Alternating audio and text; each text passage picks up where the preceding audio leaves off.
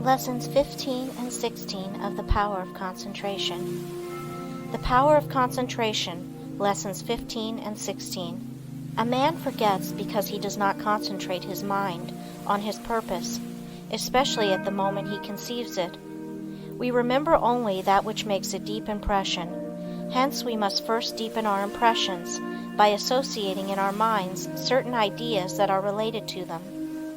We will say a wife gives her husband a letter to mail. He does not think about it, but automatically puts it in his pocket and forgets all about it. When the letter was given to him, had he said to himself, "I will mail this letter. The box is at the next corner, and when I pass it, I must drop this letter," it would have enabled him to recall the letter the instant he reached the mailbox. The same rule holds good in regard to more important things.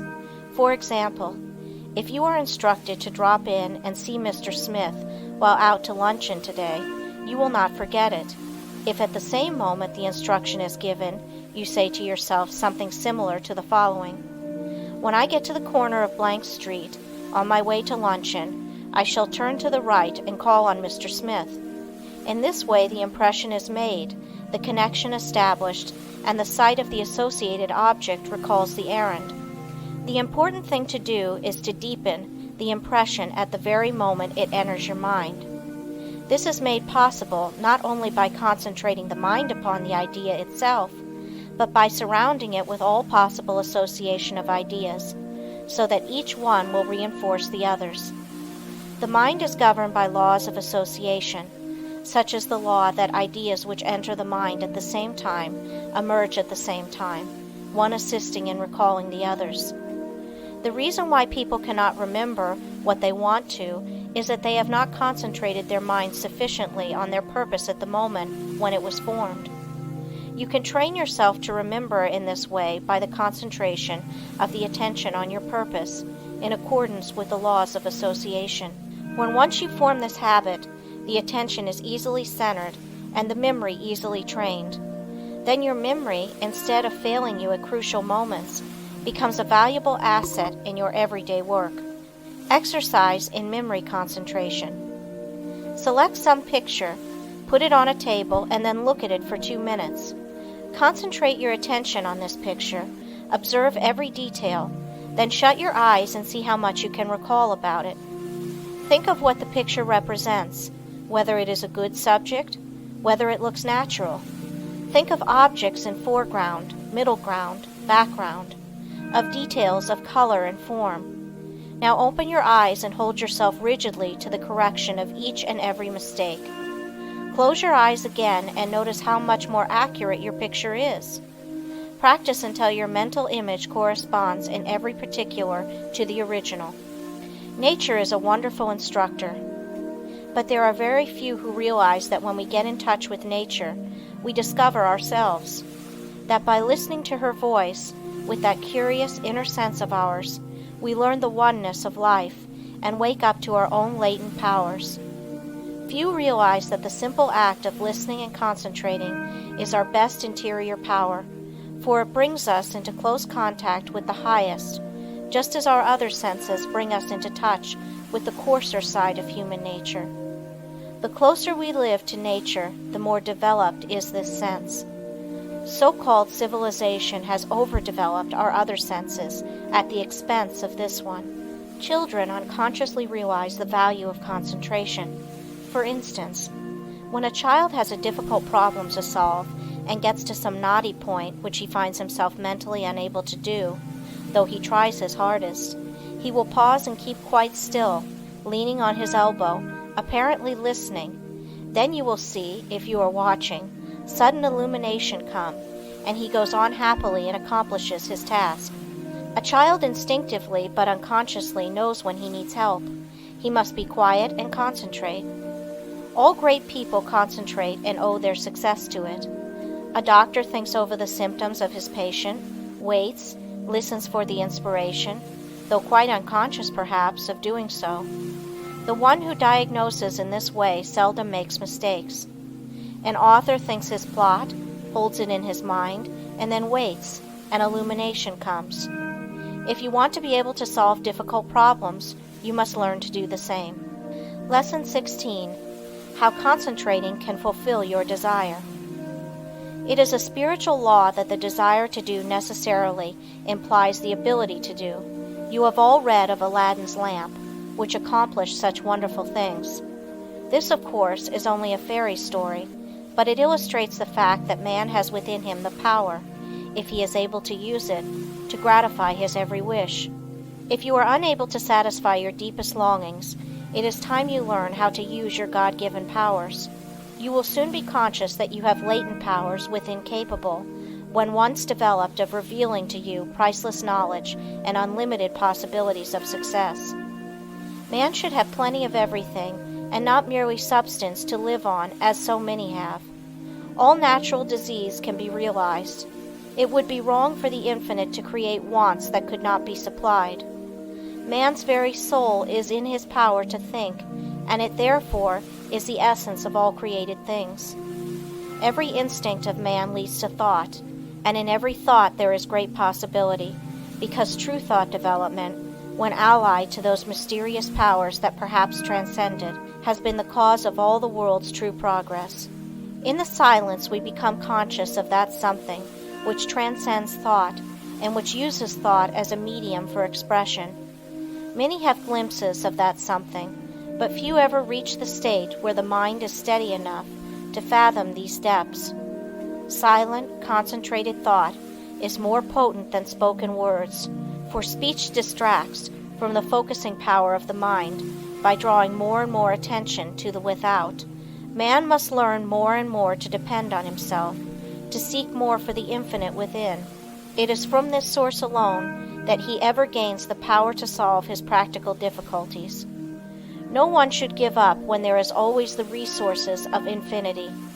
The cause of failure is that men search in the wrong direction for success, because they are not conscious of their real powers that when used are capable of guiding them. The infinite within is foreign to those persons who go through life without developing their spiritual powers. But the infinite helps only he who helps himself. There is no such thing as a special providence. Man will not receive help from the infinite except to the extent that he believes and hopes and prays for help from this great source. Concentrate on what you want and get it. The weakling is controlled by conditions. The strong man controls his conditions. You can be either the conqueror or the conquered. By the law of concentration you can achieve your heart's desire. This law is so powerful that which at first seems impossible becomes attainable. By this law, what you at first see as a dream becomes a reality. Remember that the first step in concentration is to form a mental image of what you wish to accomplish. This image becomes a thought seed that attracts thoughts of a similar nature. Around this thought, when it is once planted in the imagination or creative region of the mind, you group or build associated thoughts which continue to grow as long as your desire is keen enough to compel close concentration. Form the habit of thinking of something you wish to accomplish for 5 minutes each day.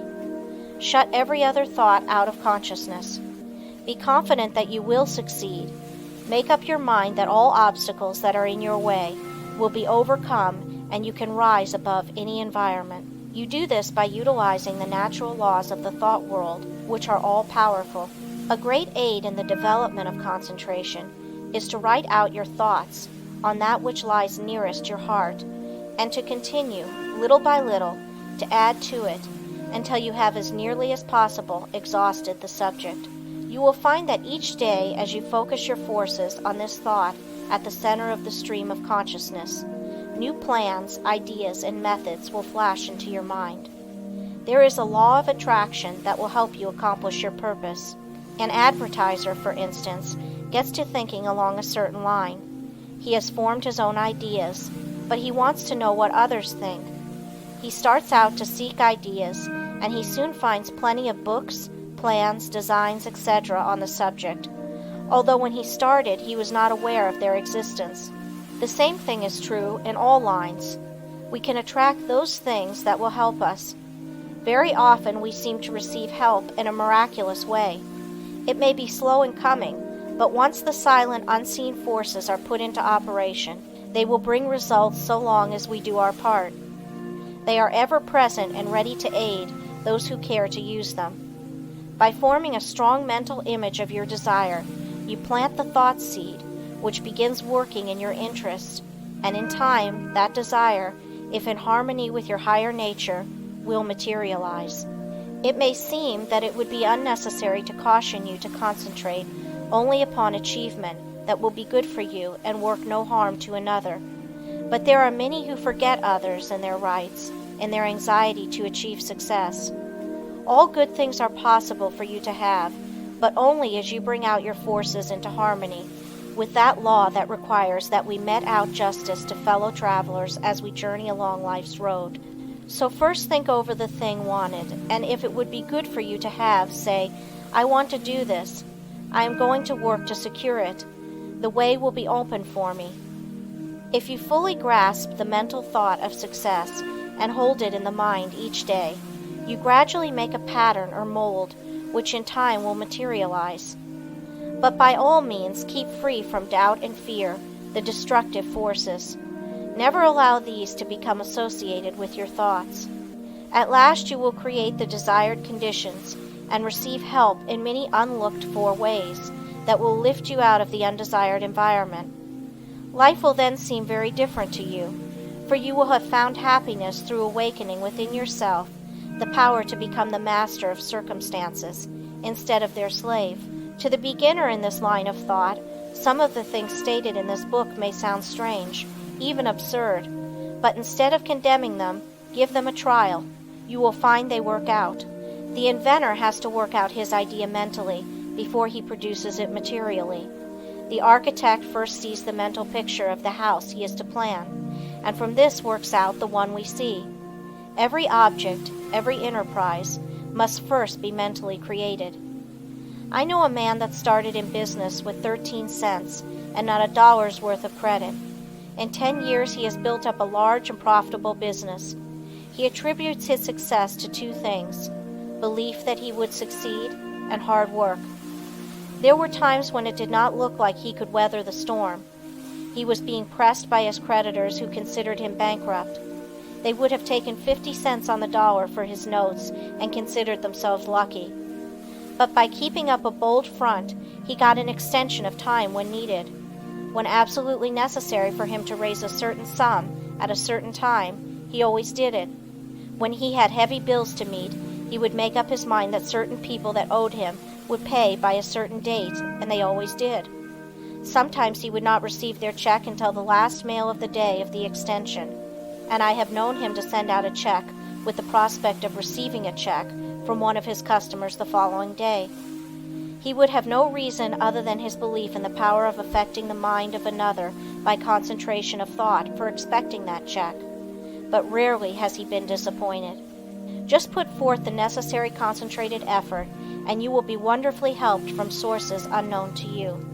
Remember the mystical words of Jesus, the Master: "Whatsoever thing ye desire when ye pray, pray as if ye had already received, and ye shall have." End of Lesson 16